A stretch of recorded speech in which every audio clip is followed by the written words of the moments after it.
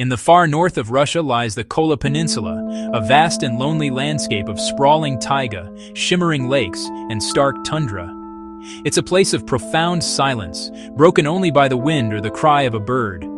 Within this remote expanse, a persistent legend has taken root, the story of a strange, large creature locals call Afonya. This is not just ancient folklore, it is a modern mystery, fueled by encounters that continue to puzzle those who live in this quiet corner of the world.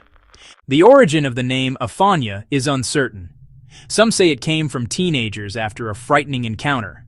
Others link it to a popular 1975 Russian film, a touchstone that makes the legend feel both familiar and strange. For many in the small settlements of the Kola Peninsula, Afonya is not just a story. It is a tangible presence, part of a landscape defined by extreme seasons, long, dark winters and brief summers under the midnight sun. Its vastness provides endless cover for any creature wishing to remain hidden. Abandoned cabins, forgotten hunting outposts dot the landscape, offering potential shelter. The sheer isolation means strange sounds or fleeting glimpses of movement can easily grow into something more in the minds of those who venture there.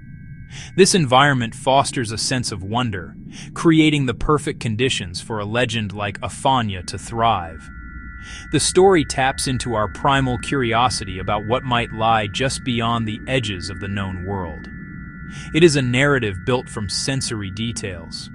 The sound of a strange moo-like call drifting over a lake at dusk, the sight of an impossibly large footprint, and the chilling feeling of being watched from the deep shadows of the forest.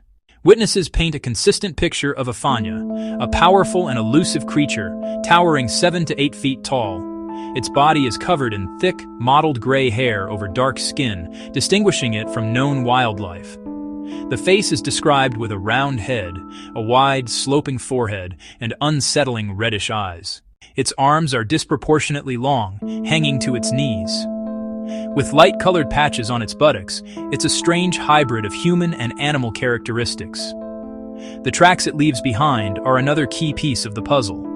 The enormous 15-inch footprints, with a stride over 4 feet, suggest considerable weight and strength. It moves with a stooped posture, sometimes on its knuckles like a great ape. Despite its bulk, it can run at great speeds and is a proficient climber. The most famous account of an encounter with Afonya took place in the summer of 1988, bringing the local legend to a wider audience. 6 adventurous teenagers were on a fishing trip to the remote shores of Lake Lovozero, deep within the Kola Peninsula. They set up camp in an isolated cabin, but their peaceful retreat was soon shattered by frightening events that began subtly. At first, strange noises and the feeling of being watched from the surrounding forest were merely an annoyance. But the disturbances grew bolder. Heavy footsteps circled their cabin, and a strange, low mooing echoed across the lake. One night, something large banged on the door. They saw a tall, hairy figure silhouetted against the sky, and fear replaced their annoyance. Feeling trapped and vulnerable, the teenagers cut their trip short. As they fled, they felt they were being followed. The harrowing experience solidified the teens' belief in a real and dangerous animal, which they nicknamed Afonya.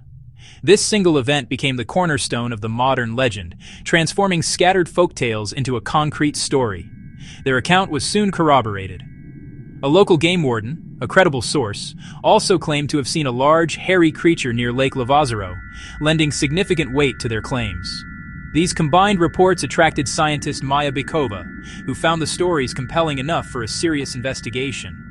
She led a small team to the Kola Peninsula, focused on gathering first-hand accounts and scouting the area for evidence. During their visit, the team caught fleeting glimpses of a large, dark figure moving through the trees.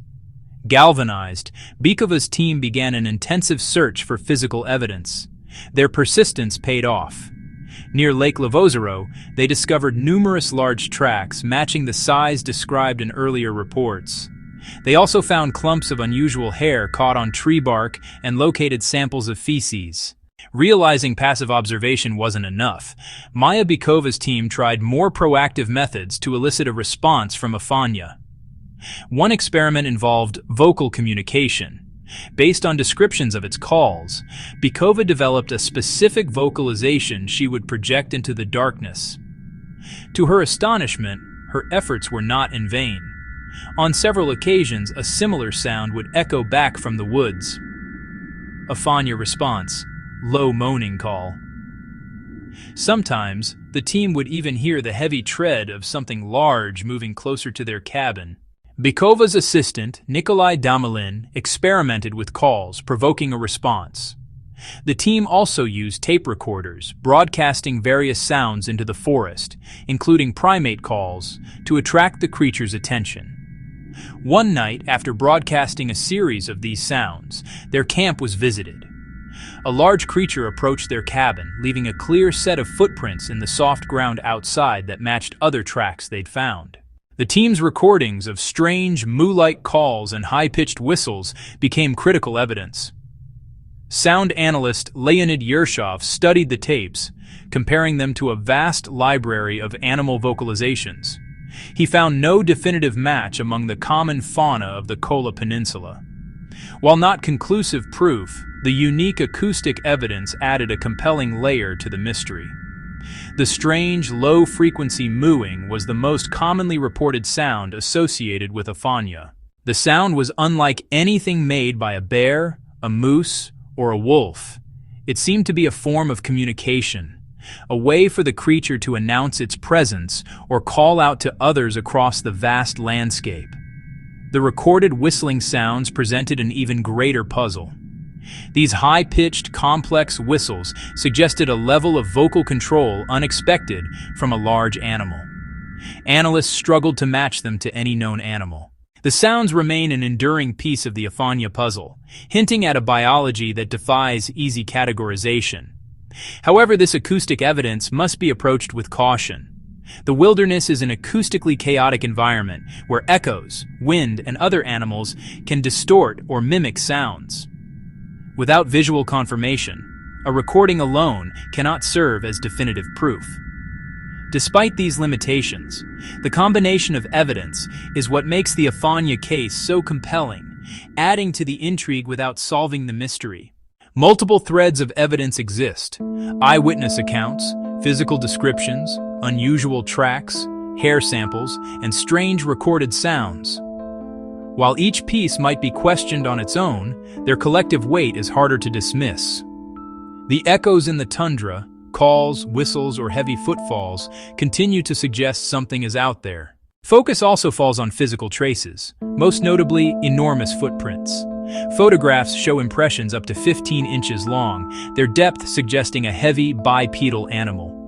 While skeptics suggest hoaxes or misidentified bear tracks, similar prints have been found across different years and locations. Additionally, hair samples were found on tree branches and in presumed nesting sites, particularly during the late 1980s and early 1990s. Early microscopic hair comparisons were inconclusive, with some samples not matching known local animals. Without modern DNA sequencing, the hair remained incomplete evidence. Feces were also discovered. Analysis suggested an omnivorous diet consistent with reports of a large primate-like creature. But limited by resources and technology, the intriguing evidence lacked rigorous, peer-reviewed analysis. The roots of a legend. The name Afonya is a modern invention, coined by teenagers during a harrowing 1988 encounter to give the creature a familiar, human quality. Borrowed from a popular 1975 Soviet comedy, the name adds a layer of cultural resonance. This act of naming transformed a terrifying monster into a mysterious neighbor, cementing its place in local folklore. But stories of a wild man in these forests are much older than the name. Indigenous peoples have ancient tales of human-like beings in the wilderness, powerful spirits blurring the line between human and animal. Modern Afonya accounts are seen as a continuation of that tradition, tapping into a deep cultural memory. For some residents, local beliefs about Afonya are woven into daily life. Hunters and fishermen who spend long periods in remote areas speak with caution about possible encounters. Stories of missing sled dogs are sometimes blamed on Afonya, reinforcing respect for the wilderness. Believing in Afonya means never taking the forest for granted, always aware you might not be alone. The most common scientific counter-argument is misidentification. A large brown bear, especially one with mange, can look shockingly unfamiliar. From a distance, a standing bear can appear surprisingly human-like. The power of suggestion and fear of the wilderness can lead an observer to interpret an ordinary sight as something extraordinary. The legend could be a composite of misidentified animals and local folklore. Section 9. An unanswered question in the north. The story of Afonya is a captivating enigma from the isolated Kola Peninsula, describing a tall, hairy, bipedal hominid suspended between folklore and potential zoological discovery. Seen by witnesses ranging from frightened teenagers to researchers, the narrative is built on a series of encounters and a collection of intriguing physical and acoustic evidence. Fieldwork led by Maya Bakova in the late 80s and early 90s documented tracks, collected samples, and conducted bold vocal experiments. The recordings of strange calls and the creature's apparent response suggested an intelligent animal, transforming Afonya from a campfire tale into a subject of scientific inquiry. Despite the evidence, Afonya's existence remains unanswered. Could it be a known animal, like a bear? A manifestation of fear in the shadows of the northern forests? Or, as the most tantalizing possibility suggests, an unknown hominid, hidden from science in one of the Earth's remote corners?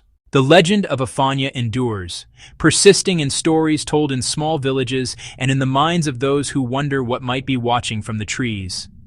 The tale is a powerful reminder that our world may still hold profound mysteries, and the line between the known and unknown is not always clear. Until a clear photograph, a definitive DNA sample, or undisputed evidence emerges, Afonya will remain an unanswered question, a whisper of "what if" carried on the cold Arctic wind.